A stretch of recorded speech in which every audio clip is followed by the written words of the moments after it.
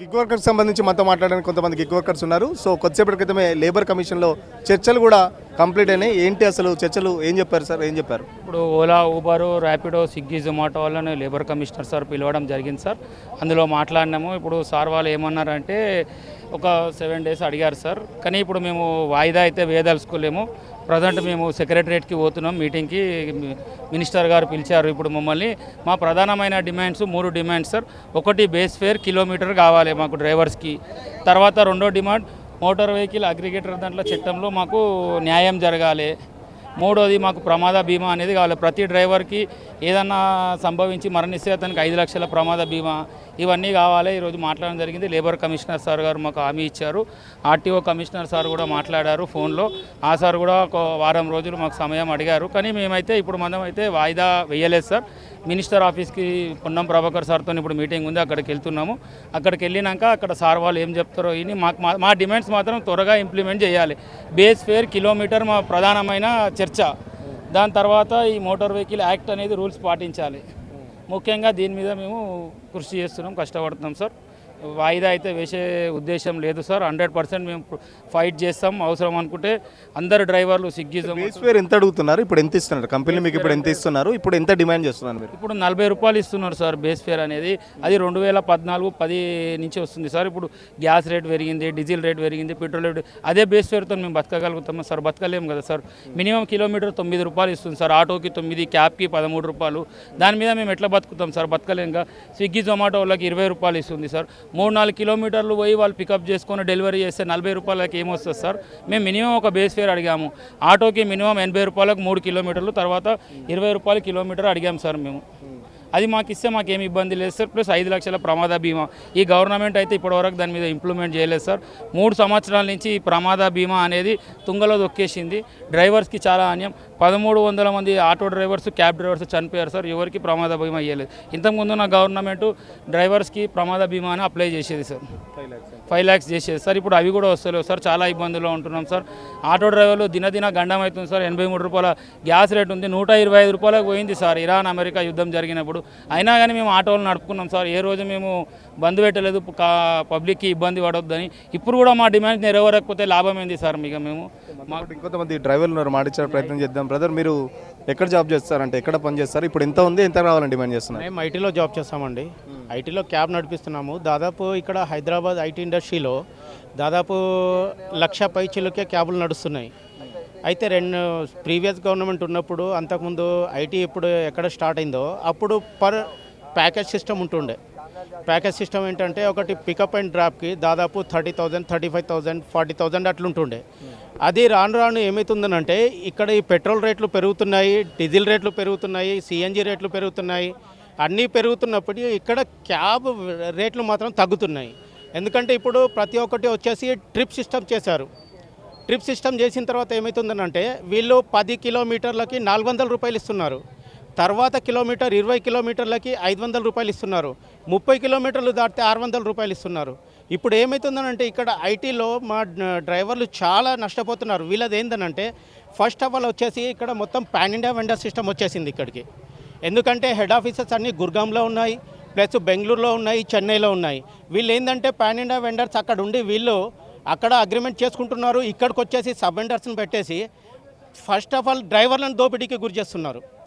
ఏంటంటే వీళ్ళు ఇప్పుడు ఫర్ ఎగ్జాంపుల్ ఇప్పుడు మనిషి అన్నప్పుడు ప్రతి ఒక్కరితో తప్పు జరుగుతుంది. ఐటీ ఇండస్ట్రీలో ఎట్లానంటే ఒక డ్రైవర్ మీద కంప్లైంట్ వచ్చిందని అంటే బండే తీసేస్తున్నారు. మళ్ళీ ఇంకొకటి ప్రతి ఒక్క ఆఫీస్లో ఏంటంటే 5 సంవత్సరాలు పాతబడిన బండిని తీసేస్తున్నారు. ఆర్టీఏ మన గవర్నమెంట్ ఏంటంటే ట్రాన్స్పోర్ట్ రూల్స్ ప్రకారము ఒక బండికి 15 సంవత్సరాల వ్యాలిడిటీ ఇస్తారు.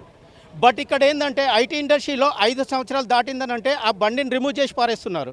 ఒకటి ఇక్కడ డ్రైవర్ తప్పు లేకుండా కూడా డ్రైవర్ బలైపోతున్నాడు. 5 సంవత్సరాలకు ఎందుకు తీసేస్తున్నాం? వాళ్ళ కొత్త బండ్లు కావాలా లేకపోతే ఇంకేం కారణాలు ఉన్నాయని చెప్తున్నారు? కొత్త బండ్లు కావాలి. వాళ్ళది ఒకటి డిమాండ్ ఏంటంటే పాత బండి 5 సంవత్సరాల కంటే తక్కువ ఏదైతే బండి ఉందో దాన్ని తీసేస్తున్నారు. ఎందుకంటే ఇక్కడ డ్రైవర్లు ఈ ఈఎంఐల మీద, ఫైనాన్స్ల మీద బండ్లు తీసుకొని ఇవి కట్టకముందే మళ్ళీ ఇంకో బండి తీసుకోవాలి. ఎందుకంటే వేరే పని చేయడానికి వాళ్ళకు పాసిబుల్ లేదు. ఎందుకంటే దీని మీద జీవనోపాధి. ఎందుకంటే ఒకటి ఇక్కడ వీళ్ళు కార్లు తీసుకొని, బండ్లు తీసుకొని ఒకటి గవర్నమెంట్ ట్యాక్సెస్ పే చేస్తున్నారు, ప్లస్ ఒకటి బ్యాంక్ వాళ్ళకు, ఒకటి పెట్రోల్ బంక్ వాళ్ళకు. ఇంటికి మాత్రం ఏం పోవట్లేదండి. పిల్లల్ని పోషించుకోవడానికి కూడా చాలా ఇబ్బందిగా ఉంది. ఎందుకంటే మా న్యాయమైన డిమాండ్స్ ఒకటి, ఇక్కడ పాన్ ఇండియా వెండర్ సిస్టమ్ అనేది తగ్గాలి. ఎందుకంటే తెలంగాణ వచ్చిన తర్వాత పాన్ ఇండియా వెండర్ సిస్టమ్ ఇక్కడ చాలా బాగా పెరిగిపోయింది. వీళ్ళు ఏంటంటే వీళ్ళు బెనిఫిట్ లేనిది వీళ్ళు మాత్రము వర్క్ చేయరు. ఎందుకంటే ఢిల్లీ, బెంగళూరు, చెన్నై, ఇక్కడ ఆల్ ఓవర్ ఇండియా, ముంబై అక్కడ ఉండి వీళ్ళు వర్క్ చేస్తారు. ఇక్కడ ఉండి ఇక్కడ డ్రైవర్లతో అటాచ్ చేసుకొని వీళ్ళకు న్యాయమైన రేటు మాత్రం కల్పించడం లేదు. మా డిమాండ్ ఒకటే, ఏదేమైనా సరే మా ప్రాణాలు పోయినా సరే.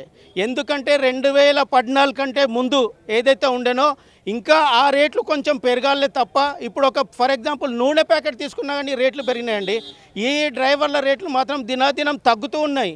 అందుగురించే మా న్యాయమైన డిమాండ్ ఏంటంటే ప్రతి కిలోమీటర్ వైజ్ మీరు తీసుకుంటే కిలోమీటర్ రేటు పెరగాలి. ఎందుకంటే ఇప్పుడు నిత్యావసర సరుకుల ధరలు ఏ విధంగా అయితే పెరుగుతున్నాయో మా రేట్లు కూడా పెరగాలి. పెట్రోల్, డీజిల్, సిఎన్జి రేట్లు ఎలాగైతే పెరుగుతున్నాయో మా రేట్లు కూడా పెరగాలి. మళ్ళీ ఇంకొకటి, ఐటీ ఇండస్ట్రీలో డ్రైవర్లు దోపిడీకి గురవుతున్నారు. డ్రైవర్లకు కూడా స్వచ్ఛమైన న్యాయమైన నిబద్ధత అనేది కలిగి ఉండాలి. ఎందుకంటే వీళ్ళు తప్పు చేయకుండానే ఐటీ ఎంప్లాయ్ చేయబట్టి డ్రైవర్లు కూడా బలవుతున్నారు. మీరొకటి న్యాయంగా ఐటీ ఇండస్ట్రీ వాళ్ళు డ్రైవర్ది తప్పు ఉంటే తీసేయండి, బండి ప్రాబ్లం ఏం లేదు.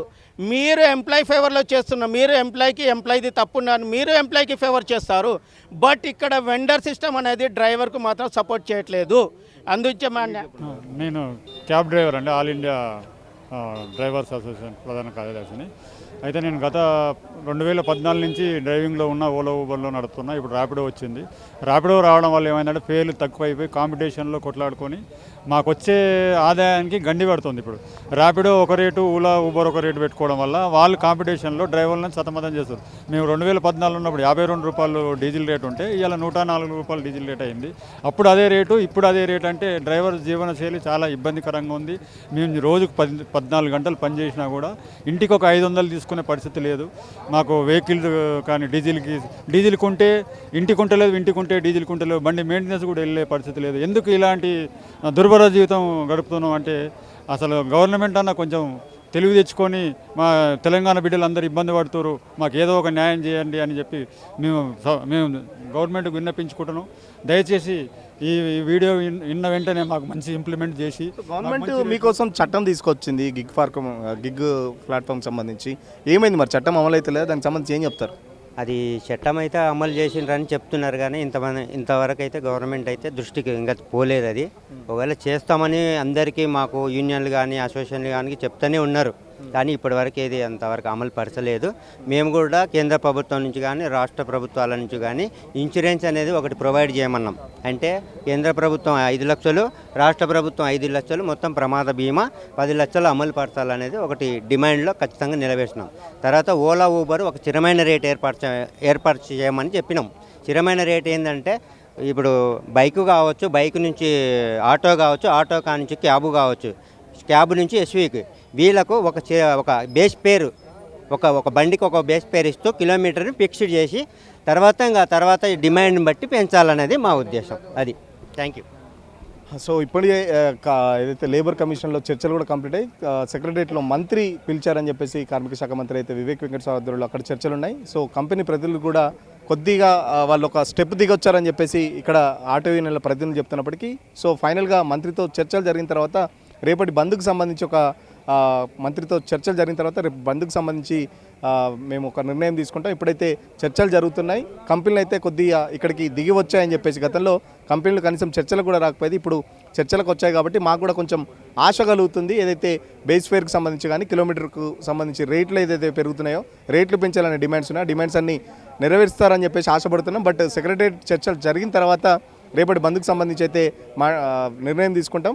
ఇప్పటికే ఓలా ఊబర్ కంపెనీలు ఒక్కొక్క ఫేర్ నిర్ణయించడంతో కంపెనీలోకి వాళ్లకు తగ్గట్టుగా మేము సర్వీస్ చేసినా కూడా ఇంటికి కనీసం డబ్బులు తీసుకెళ్ళలేకపోతున్నాం. ఒకప్పుడు డీజిల్ రేట్లు ఉన్నది, ఇప్పుడు దానికి డబుల్ త్రిబుల్ అయినాయి డీజిల్ రేట్లు కానీ, ఆటో మెయింటెనెన్స్ కానీ, ఈఎంఐలు కానీ, ఇలా చాలా వరకు ఇబ్బందులు పడుతున్నాం. ఆటో డ్రైవర్లు, క్యాబ్ డ్రైవర్లు, ఇటు ఏదైతే స్విగ్గీ జొమాటోలో పనిచేసే వాళ్ళకు కూడా చాలా వరకు కమిషన్ తక్కువ వస్తుండడంతో ఖచ్చితంగా సమ్మెకు పోవాల్సిన గత్యంతరం లేకుండా పోతుందని చెప్పేసి గత్యంతరం లేకుండా పోతున్న పరిస్థితి. సో చర్చల తర్వాత ఒక క్లారిటీ అయితే వస్తుందని వాళ్ళైతే ఆశపడుతున్న పరిస్థితి.